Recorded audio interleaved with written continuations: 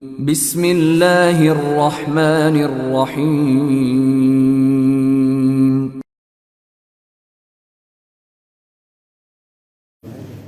Bismillahirrahmanirrahim. Assalamualaikum warahmatullahi wabarakatuh. Waalaikumsalam warahmatullahi wabarakatuh. Alhamdulillahilladzi asra bi'abdihi lailan minal masjidil haram ilal masjidil aqsa alladzi barakna hawlahu linuriyahu min ayatina innahu huwas sami'ul basir. Asyhadu an la ilaha illallah wa asyhadu anna Muhammadan abduhu wa rasuluhu la nabiyya ba'dah. Allahumma shalli wa sallim wa barik ala sayyidina wa habibina wa syafiina wa maulana Muhammadin wa ala alihi wa ashabihi ajma'in, amma ba'du. Hadratul mukarram wal mukarramin, para jamaah, bapak-bapak, ibu-ibu Masjid Al-Furqan yang insyaallah dimuliakan Allah dan Rasulnya. Alhamdulillah, pada kesempatan subuh kali ini di dalam bulan yang alhamdulillah kita sudah masuki, yaitu bulan Rajab, dan memperingati peringatan Isra dan Mi'raj Nabi Muhammad sallallahu alaihi wasallam. Mudah-mudahan amalan ibadah subuh kita ini insyaallah akan bisa diterima oleh Allah Subhanahu wa taala dan mendapatkan ridho darinya, serta mendapatkan yang kita cita-citakan, yaitu surganya Allah Subhanahu wa taala. Yang kedua, kita berselawat dan salam atas junjungan kita, kehadiran kita Nabi besar Muhammad sallallahu alaihi wasallam. Mudah-mudahan kita sebagai umat beliau yang insyaallah akan mendapatkan syafaatul uzma, syafaat yang paling besar daripada baginda Rasulullah sallallahu alaihi wasallam di hari kiamat nanti. Amin amin ya rabbal alamin. Bapak dan Ibu, alhamdulillah saya bisa masuk lagi nih ke dalam Masjid Al-Furqan. Sudah 2 tahun lebih mungkin sejak pandemi kemarin tidak bisa untuk bersilaturahim, dan alhamdulillah kita bisa bersilaturahim lagi berkat Bapak Abdurrahman. Betul ya? Yang dulu mah kayaknya sih rambutnya panjang, sekarang masih panjang aja. Alhamdulillah kita semuanya diberikan keberkahan serta kesehatan dari Allah Subhanahu wa taala. Sampai-sampai kalau seumpamanya kita di dalam melaksanakan satu keyakinan kita kepada Allah Subhanahu wa taala, semuanya adalah berdasarkan keimanan kita. Keimanannya keimanan yang mungkin adalah merupakan imannya penuh dengan isi daripada apa yang kita cita-citakan, yaitu memenuhi panggilan dari Allah Subhanahu wa taala. Selamat datang Pak Haji.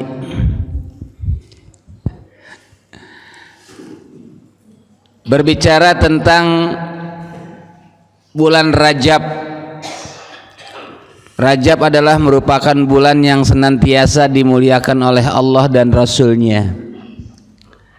Tadi juga kita mendengar apa yang dimunajatkan oleh seorang imam dengan mengatakan Allahumma barik lana fi Rajaba wa Sya'bana wa ballighna Ramadan. Itu bukan hanya imam saja yang mengucapkan, tapi Rasulullah Shallallahu Alaihi Wasallam setiap tahunnya beliau justru berdoa kepada Allah Subhanahu Wa Taala untuk bisa bertemu lagi dengan bulan Ramadan. Apa artinya Pak Allahumma barik lana fi Rajaba wa Sya'bana wa ballighna Ramadan?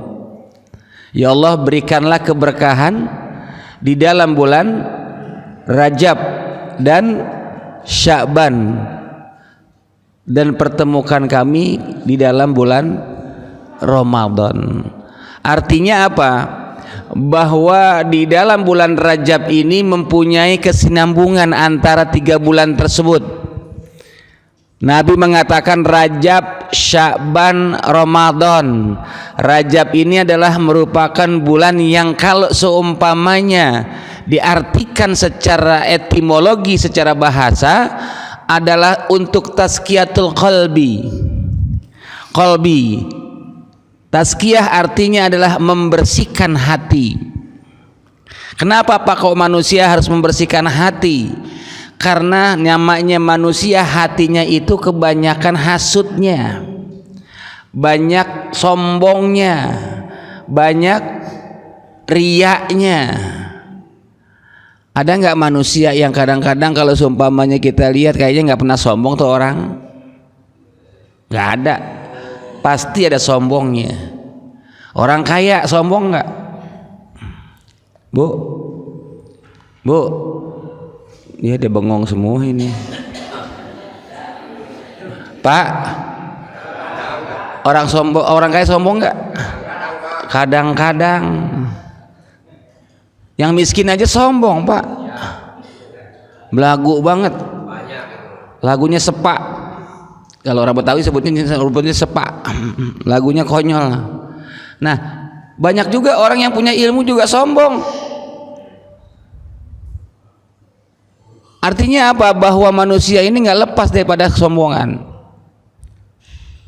Orang tampan sombong nggak, Pak? Sombong. Kenapa? Karena dia merasa gagah. Tapi kesombongan, kekayaan, kecantikan dan segala macam halnya itu bisa hilang, ya kan? Penyakit hatinya ini dengan rasanya takabur dan sombongnya kepada Allah Subhanahu wa taala.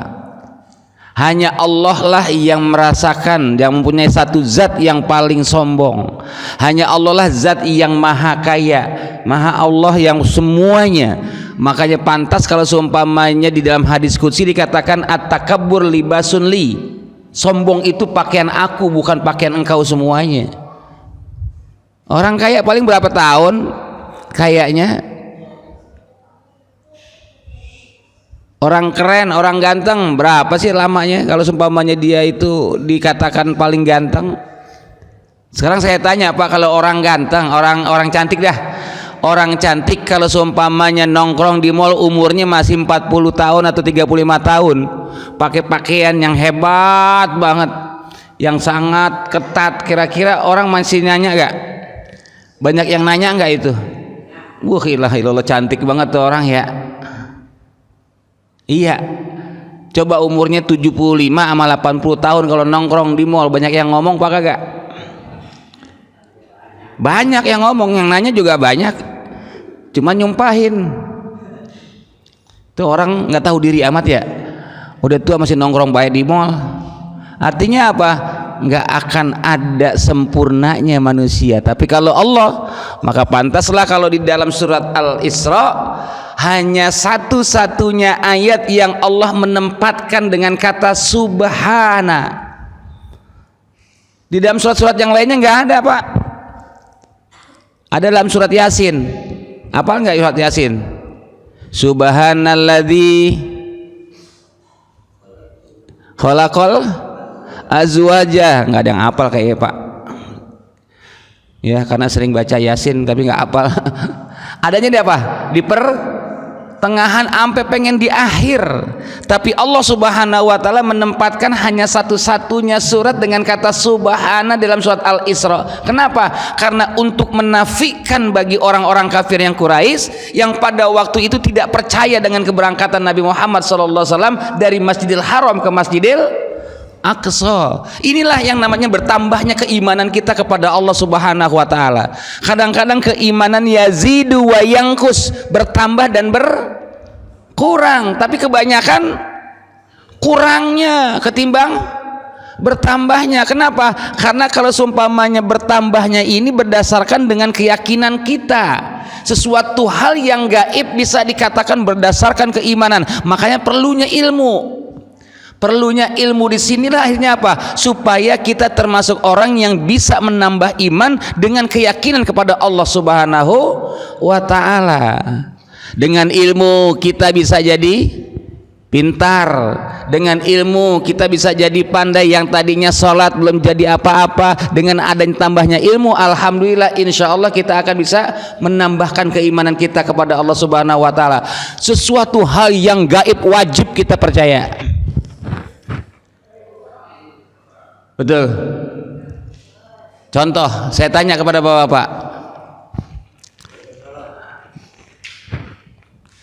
kalau yang namanya Allah gaib atau tidak, Pak? Gaib. Di mana adanya? Kita nggak tahu.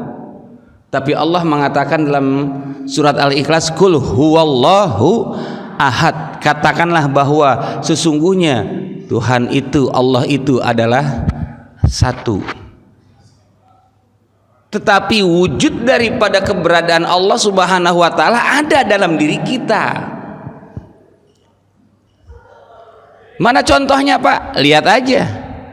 Kalau Bapak nggak percaya kalau seumpamanya Allah itu ada dalam diri kita dan merupakan termasuk daripada ciptaan Allah Subhanahu wa taala, ini buktinya bahwa Allah ada di dalam diri kita. Saya lihat dan kita lihat, Pak, bacaan daripada lafaz Allah, alif lam, lamnya agak tinggi, betul? Kemudian lam ada haknya. Itu namanya lafaz Allah. Allah menciptakan kita tidak sia-sia.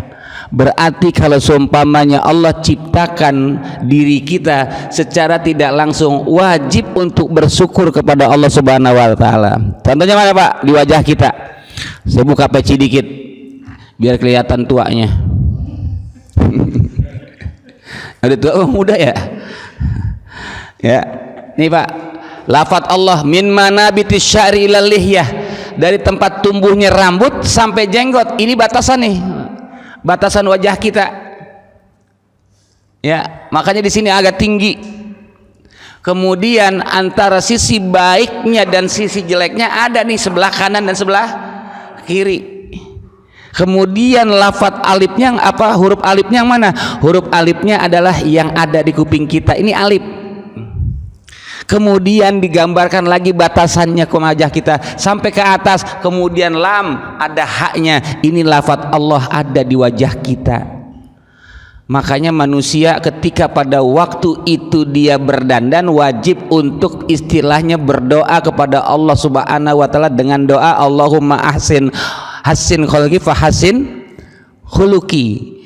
Perbaikilah dan perbaguslah wajahku ya Allah. Betul? Bu, pernah dandan nggak? Pakai jilbab kadang-kadang bolak-balik kanan kiri. Kelihatannya penyok mau tuh jilbab. Padahal bukan jilbabnya, mukanya yang penyok.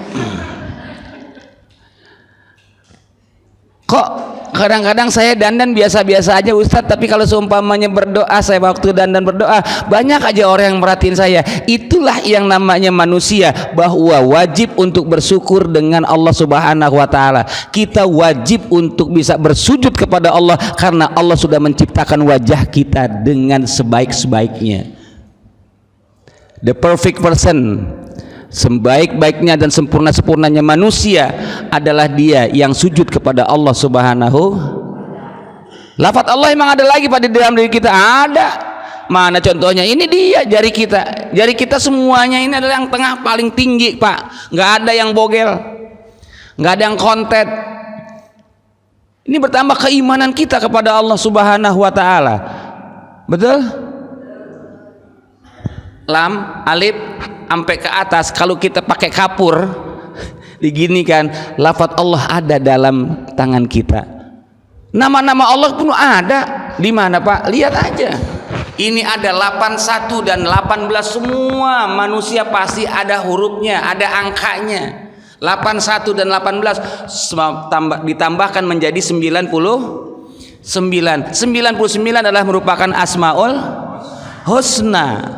Jadi memang Allah memberikan satu ciptaannya itu nggak sembarangan. Ya kalau tahu misalkan ada kekurangannya, misalkan bibir sumbing, kemudian kaki nggak sempurna, luhur sebelah, ya itu adalah merupakan ciptaan Allah Subhanahu wa taala yang nggak boleh untuk kita hina semuanya. Makanya pantaslah kalau seumpamanya Allah gaib ada di dalam sifat wujudnya, tetapi mohon maaf semuanya ada di dalam diri kita semua. Itu satu, baru Allah nih, baru Allah. Yang kedua, yang gaib apalagi?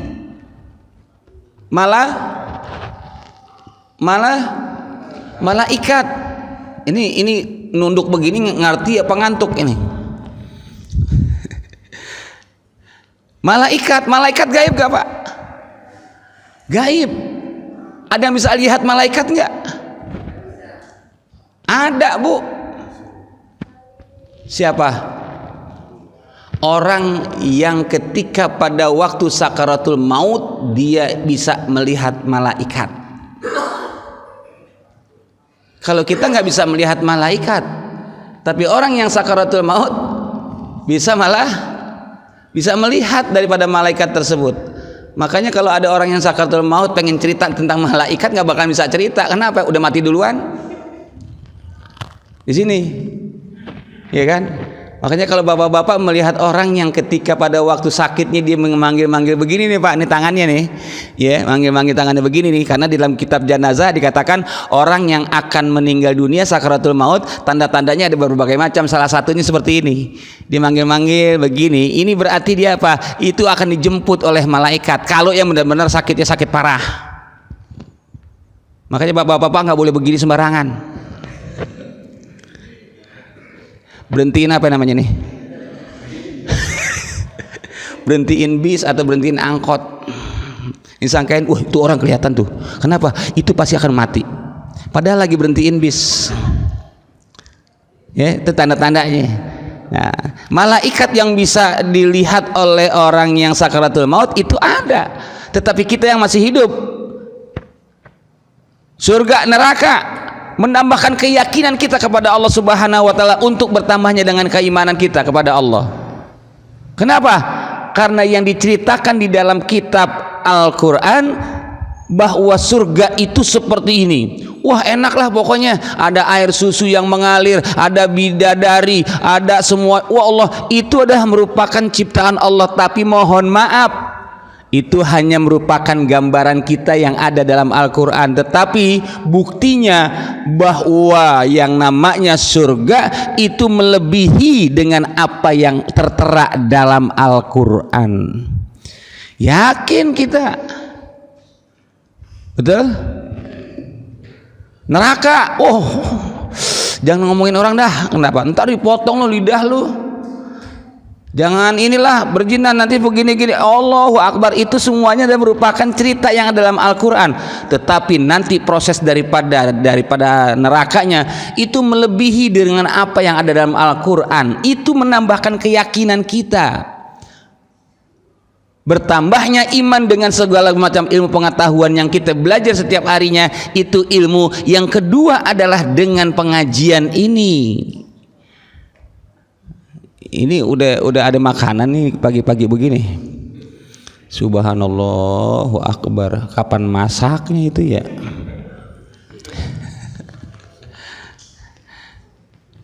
Bu, ntar dapat, tenang aja, nggak usah liatin ke situ. Di dalam melaksanakan satu amalan ini artinya apa? Bahwa Allah Subhanahu wa taala memberikan satu firman-Nya ataupun dengan kalimat subhanalladzi, untuk subhana memberikan satu pujian kepada Allah Subhanahu wa taala. Kenapa dipuji Pak? Maka bukankah Allah wajib untuk dipuji? Memang Allah emang wajib dipuji, tetapi itu untuk menafikan orang-orang kafir Quraisy yang pada waktu itu tidak percaya dengan keberadaan Nabi Muhammad untuk berangkat dari Masjidil Haram ke Masjidil Aqsa. Makanya manusia wajib untuk bisa memuji kepada Allah Subhanahu wa taala untuk menambahkan keimanan tersebut dengan kata Subhanallah, Maha Suci. Kalimatani khafifatani fil lisan wasakilun fil mizan. Dua kalimat yang kalau sumpamanya orang muslim tersebut berbicara ataupun mengucapkannya, dia gampang mengucapkannya, tapi mohon maaf pahalanya melebihi daripada orang-orang kafir Quraisy, melebihi daripada orang-orang yang kaya yang punya harta. Jadi kita ini bisa kaya dengan kata subhanallah, baca sebanyak-banyaknya. Apakah kita pada waktu itu dalam melaksanakan habis sholat ataupun tidak, wajib untuk mengucapkan subhanallah. Subhanallah artinya maha suci Allah. Salah satu zikiran untuk bisa memuji ciptaan Allah yang takjub melihat ataupun dilihat oleh kita semua. Contoh, bapak-bapak melihat wanita cantik, kita ucapkan apa? Ayo Pak, ada wanita cantik menor bahenol, kita ucapkan malu-malu amat Pak, subhanallah, ya Allah cantik amat situ orang tuh.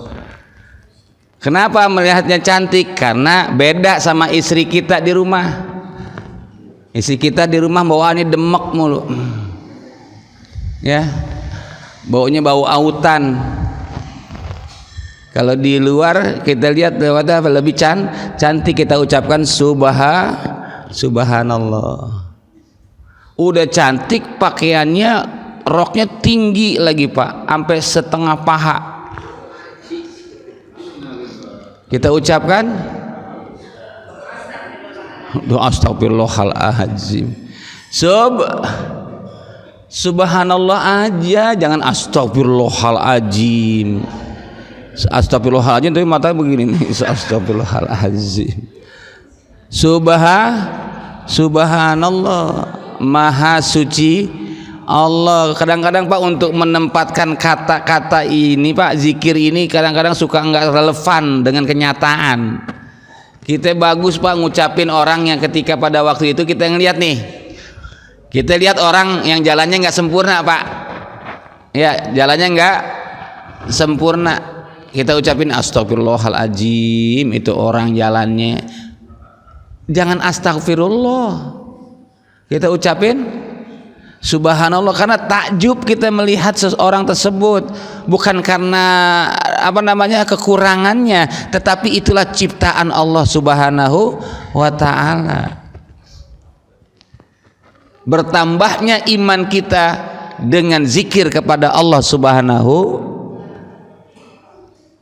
Yang kedua, dengan berzikir ini insya Allah kita akan tenang hatinya dan akan tentram imannya.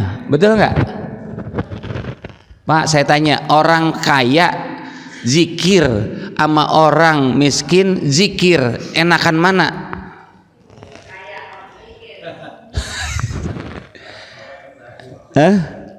Kalau orang kaya Pak zikir itu tenang nggak?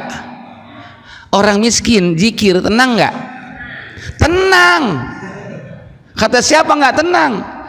Emang ada perbedaan antara orang kaya kemudian zikir, kemudian orang miskin zikir, dua, yang satu tenang yang satu enggak? Enggak. Kan saya nggak tahu yang mana yang kaya di sini. Dari segi hartanya ya, dari segi hartanya. Tapi kalau orang kaya zikir tuh enak Pak. Kenapa? Banyak duit. Ngucapin subhanallah juga gampang Pak. Bukan tasbih yang kecil tapi biji beton dibawa. Subhanallah, subhanallah, subhanallah, tenang. La ilaha illallah, la ilaha illallah. Kenapa? Dompet penuh. Betul? Coba kalau orang miskin, subhanallah, subhanallah, subhanallah, subhanallah, subhanallah, subhanallah, subhanallah, subhanallah, subhanallah. La ilaha illallah. Kenapa? Cepet-cepet. Makanya kalau seumpamanya ada orang yang tahlilan bacaan zikiran cepet-cepet, la ilaha illallah, la ilaha illallah, itu berarti orang miskin. kita diperlukan zikir ini untuk istilahnya memberikan satu ketenangan, pelan-pelan, nggak usah bacaannya kencang-kencang segala macam, cepet-cepet. Maka Rasulullah SAW senang kepada orang-orang yang duduk beliau itu wa ya'udu ma'ahum ma'al fuqara. Beliau itu duduknya dengan orang-orang yang fakir dan miskin. Kenapa? Karena akan setara. Padahal Nabi kaya, Pak. Kata siapa Nabi Muhammad paling miskin? Nikahin Siti Khadijah saja itu pakai pisang rebus. Lu nggak pernah khusyuk kalau ceramah begini. Nabi Muhammad saja pada waktu beliau itu menikahi Siti Khadijah itu, Pak, modelnya ataupun setara dengan mobil Alphard, untanya berapa puluh ekor. Tapi dikatakan doa Nabi Muhammad mintanya, ya Allah jadikanlah saya orang miskin ya Allah. Tuh, Nabi Muhammad mintanya miskin. Coba kita, ya Allah jadikanlah saya orang kaya ya Allah, untuk menikahi janda-janda yang gak mampu ya Allah.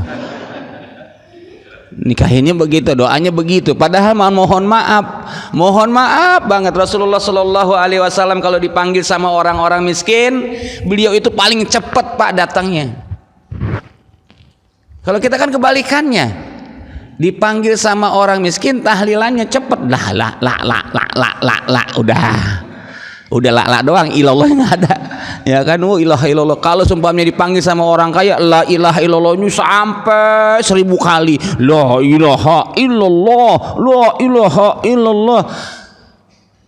Ini, Pak, berarti secara tidak langsung apa yang menjadikan fatwa daripada Rasulullah SAW, kita semuanya itu bisa memberikan satu contoh, ya kan, dan mengambil iktibar daripada apa yang pernah dilaksanakan oleh Rasulullah SAW.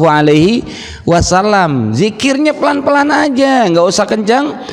Makanya Arifin Ilham mengatakan begini, Pak, setiap pada waktu beliau itu sampai famous, apa itu terkenal, Subhanallah walhamdulillah wala ilaha illallah Allahu akbar. Diulang terus sampai majlis zikir az-zikra tersebut dengan membacakan subhanallah walhamdulillah wala ilaha illallah Allahu akbar.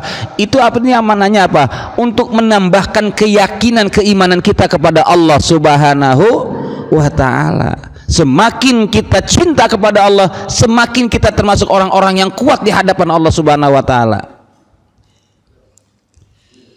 Ya, Pak. Udah dapat apanya? Saya tanya, manusia, makhluk Allah yang paling kuat di muka bumi ini siapa? Kata siapa, Bu? Makhluk Allah yang paling kuat di muka bumi ini adalah manusia. Salah. Sayyidina Ali radhiyallahu an pernah ditanya oleh para sahabatnya, wahai Ali, makhluk Allah yang paling kuat di muka bumi ini siapa? Ali ini adalah merupakan khalifah yang terakhir, yang paling muda, dan beliau adalah merupakan guflatun minal ilmi, gembok ilmunya daripada Rasulullah Sallallahu Alaihi Wasallam. Jadi apa yang beliau ucapkan Nabi Muhammad cuman cukup ngangguk, yang kedua tersenyum, berarti secara tidak langsung beliau dikatakan setuju dengan apa yang diucapkan oleh Sayyidina Ali. Tapi kalau Ali rawa semut beda lagi, tukang sayur. Ali radhiyallahu anhu pernah ditanya dan menjawab beliau, makhluk Allah yang paling kuat di muka bumi ini adalah gunung yang menjulang tinggi. Gunung yang menjulang tinggi. Kenapa gunung? Karena Allah ciptakan gunung ini untuk pondasi daripada berdirinya bumi. Kalau tanpa adanya gunung, nggak bakalan terjadi penciptaan bumi ini. Betul? Halo. Ilah ilallah. Saya rasa cuma 5 menit lagi nih. Yang kedua, tapi namanya gunung masih bisa dikalahkan kata Sayyidina Ali. Oleh apa? Oleh besi. Kenapa besi? Karena saking hebatnya manusia diciptakan oleh Allah dengan menggunakan akal, dia itu berpikir untuk bagaimana supaya namanya gunung tersebut bisa diambil manfaatnya. Diciptakanlah satu traktor dan menghabisi gunung-gunung tersebut, dikerukin. Akhirnya apa? Gunung pada habis, hutan jadi longsor. Coba lihat Gunung Agung di Jakarta Pusat, tuh udah nggak ada lagi gunungnya. Gunung Sari, apalagi? Coba lihat gunung semuanya, daerah-daerah semuanya dihabisin oleh manusia. Saking hebatnya tuh manusia dan serakahnya pengen ngambil keuntungan daripada alam tersebut. Gunung bisa dikalahkan oleh besi. Besi bisa dikalahkan oleh api.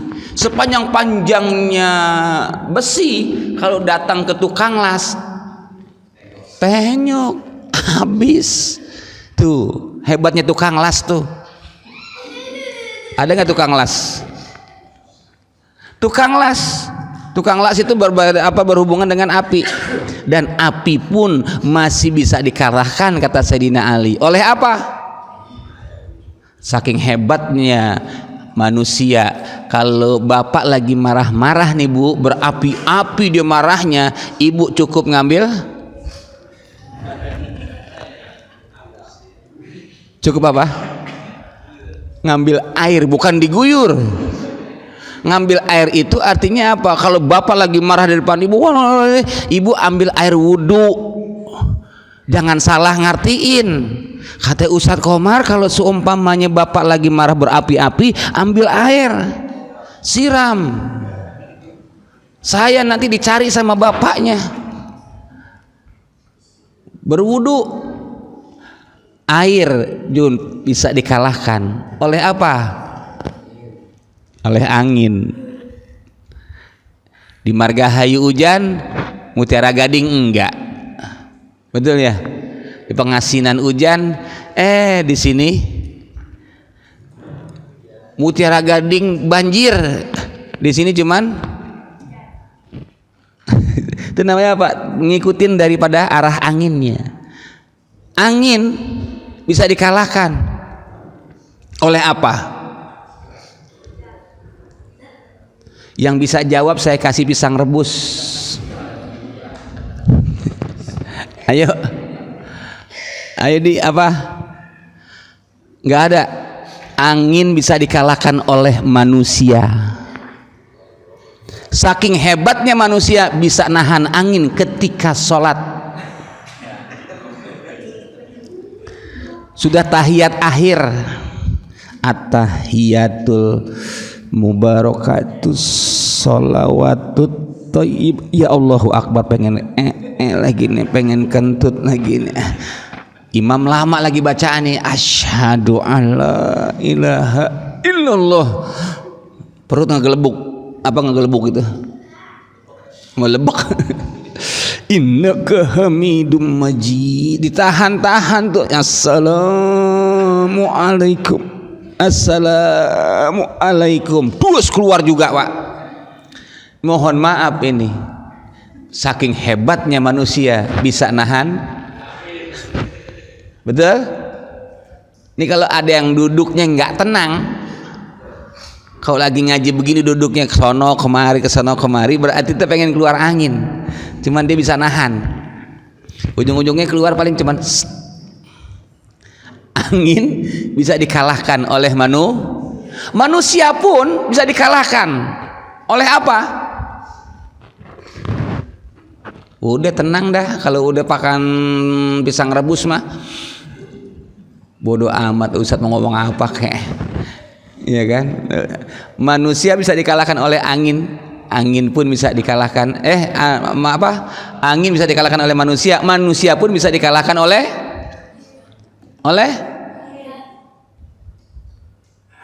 tidur. Kenapa Pak tidur? Karena manusia itu bisa tidur kalau seumpamanya tenang hatinya. Dia itu sekalipun banyak masalah itu nggak dipikirkan, tapi apa? Karena bermunajat kepada Allah Subhanahu wa taala, dia yakin dengan keimanan kepada Allah Subhanahu wa taala, insya Allah akan ada solving problem solvingnya, permecahan masalahnya dari Allah Subhanahu wa taala. Asal satu, dia itu memuji kepada Allah, yang kedua melaksanakan sholat dan mengetahui pada ilmunya, bertambah keimanannya. Orang kalau bisa tidur, Pak, tenang di jiwanya. Coba kalau seumpamanya banyak utang nih, banyak utang tapi nggak sholat, kira-kira dia ini tenang nggak hidupnya, tidurnya? Nggak tenang. Kenapa? Dibawain aja semuanya itu dengan permasalahannya. Tetapi kalau seumpamanya dia tenang jiwanya, karena dia ini benar-benar yakin kepada Allah Subhanahu wa taala, pasti insya Allah akan ada jalannya. Benar nggak? We can fly like bird and we can swim like fish, but we can find happiness in the world. Apa itu artinya, Pak? Nggak tahu kan? Pak Haji yang tahu itu. Ya, orang kaya itu, Pak, dia bisa jalan kemana saja dengan menggunakan pesawat. Dia bisa jalan melalui darat dengan menggunakan kendaraan. Tetapi orang kaya nggak tenang hatinya. Kenapa? Nggak punya pegangan kepada Allah Subhanahu wa taala. Coba lihat contoh-contoh yang sudah ada. Michael Jackson, berapa kayanya beliau, tapi matinya dalam keadaan kafir. Kenapa begitu? Karena dia nggak berpegangan kepada Allah Subhanahu wa taala. Tapi yang namanya the greatest of the world, boxing of the world, yaitu Muhammad Ali, biarpun dia Parkinson tetapi yakin kepada Allah, tetap berdakwah dan yakin dia akan masuk surga. Tuh. Itu baru orang luar negeri.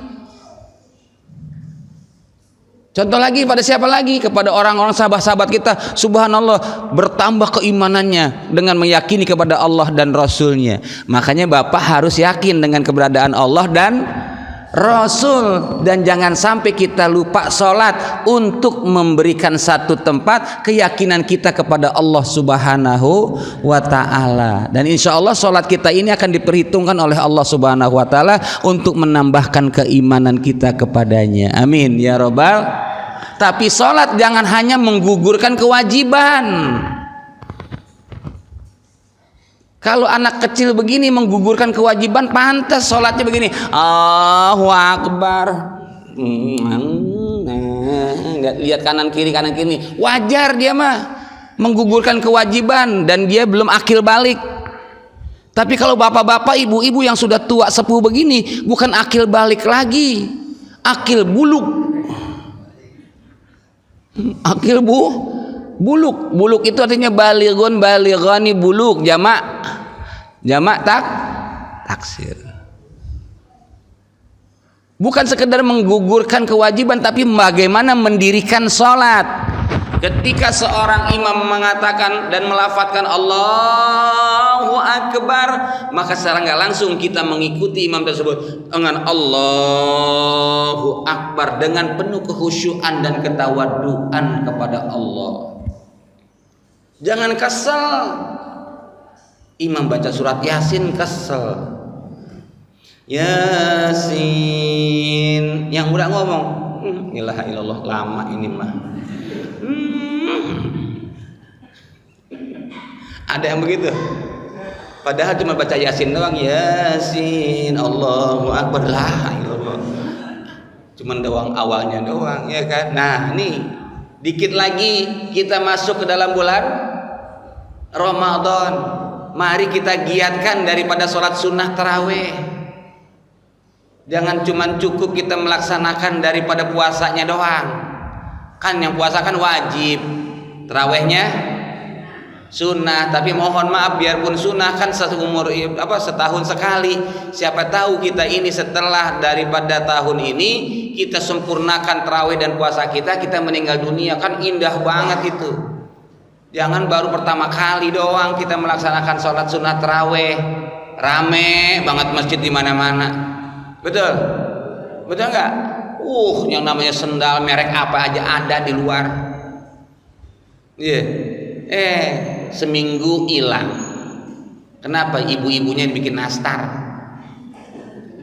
Seminggu lagi hilang, 2 minggunya. Kenapa? Bikin biji ketapang, agak lamaan dikit, bolong kukus segala macamnya.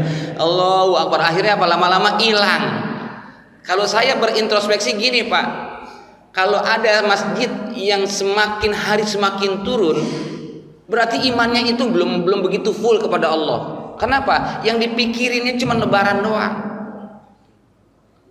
Kalau yang benar-benar imannya full kepada Allah Subhanahu wa taala, dia pasti akan mengoptimalkan dan mengikat pinggangnya dengan melaksanakan sholat apapun yang Allah laksanakan, Allah perintahkan dan Rasulullah yang pernah laksanakan. Apa contohnya? Tarawih.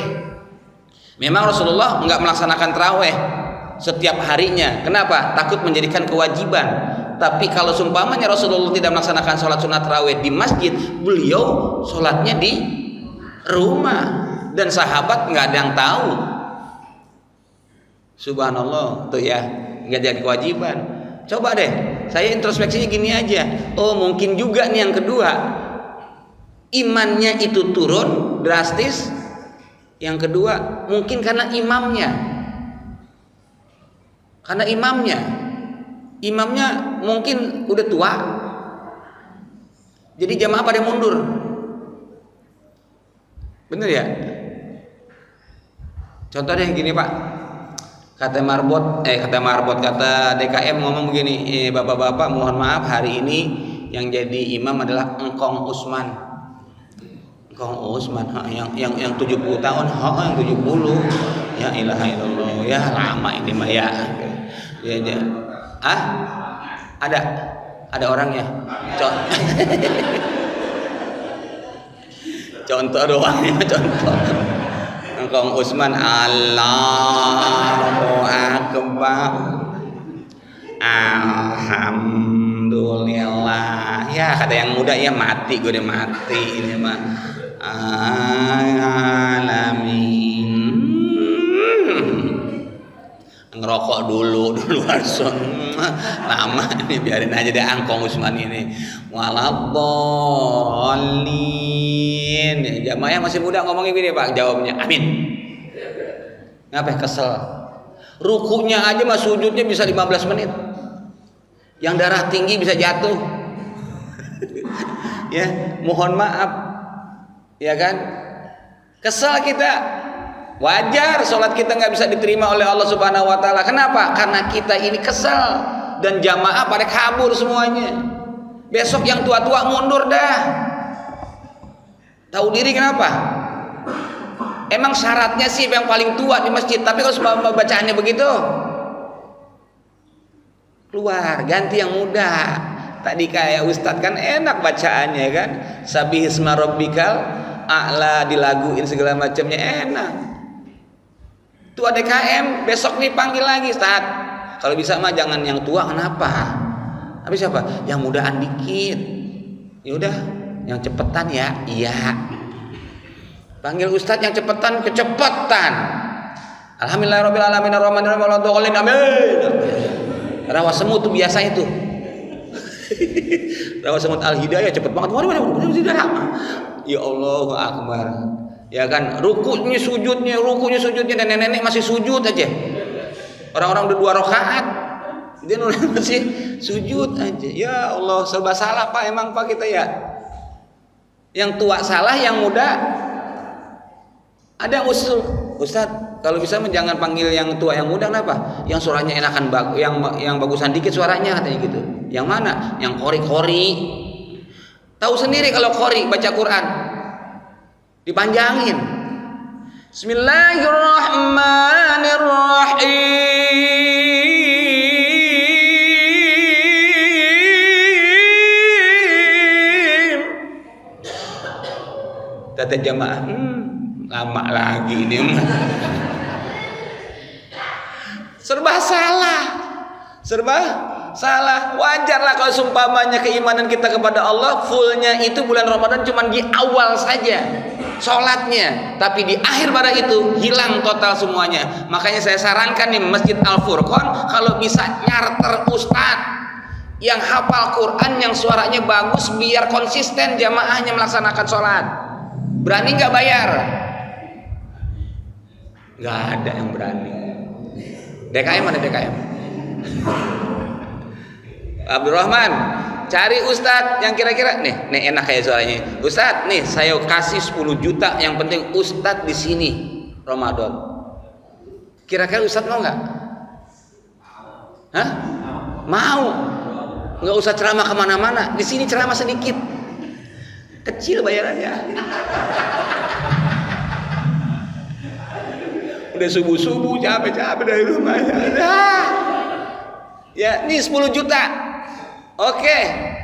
Kalau ustadz nggak ketemu ustadz yang begitu, yang hafiz dan bacaan Qur'annya kurang bagus, saya bersedia di sini. Promosi. Subhanallah akbar. Makanya Pak nih, kita termasuk orang-orang yang kadang-kadang belum bertambah imannya, dan kadang-kadang kita ngerosot banget di hadapan Allah Subhanahu wa taala. Kenapa? Mungkin daripada apa yang pernah kita laksanakan belum tentu sepenuhnya full kepada Allah Subhanahu wa taala. Maka wajar kalau seumpamanya Ebit GAD mengatakan mungkin Tuhan mulai bosan melihat tingkah kita yang selalu salah dan bangga dengan dosa, atau alam mulai enggan bersahabat dengan kita. Coba kita bertanya pada rumput yang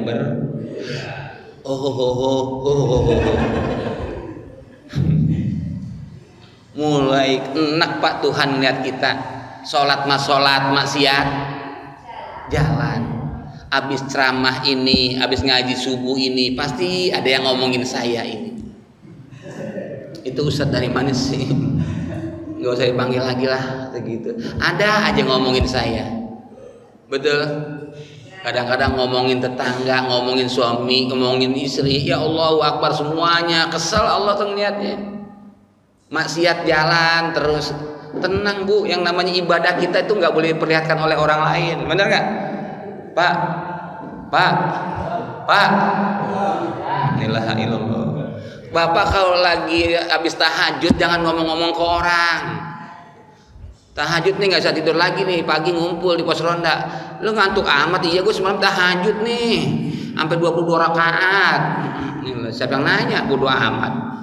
Ya kan? Nggak boleh dia bapak-bapak puasa ngeludah mau tiap hari, dikit-dikit ngeludah mulu. Lo ngapa sih ludah mulu? Gue lagi puasa. Gaya banget. Allah nggak ngelihat ludahnya, Allah nggak ngelihat bagaimana omongannya, tapi Allah antara hablum minallah dan hablum minannasnya. Oke, antara diri sendiri aja kepada Allah Subhanahu wa taala. Jangan diperlihatkan. Betul? Jangan sekali-sekali ngomong nih habis kuliah subuh. Nih, kita rutin nih. Kita mah rutin kuliah subuh. Di mana? Al Furqan, Bro. Ada live-nya lagi bro. Kalau terkenal, kalau tercemar, ya kan mohon maaf, itu namanya apa? Sombong. Ya, yang penting mah udah cukup, nggak usah diomongin. Kebaikan saya jangan diomongin. Kejelekan bapak-bapak juga jangan nggak saya omongin. Biarpun kita makannya pisang rebus sama pak kulit kacang segala macam, nggak usah diomongin. Ini adalah merupakan nikmat dari Allah Subhanahu wa ta'ala. Mudah-mudahan bukan hanya ininya saja, tetapi kita termasuk orang-orang yang akan bertambah ilmunya, bertambah keimanannya, dan tidak akan turun drastis. Makanya perlu pengajian di sini untuk menambahkan keimanan kepada Allah Subhanahu wa ta'ala. Amin ya rabbal alamin. Hanya itu saja mungkin yang saya bisa sampaikan, karena kata Ustadz Abdurrahman katanya nggak usah lama-lama Ustadz, cuma cukup sejam aja. Ya, makanya cukup sejam aja tuh, gak usah lama-lama.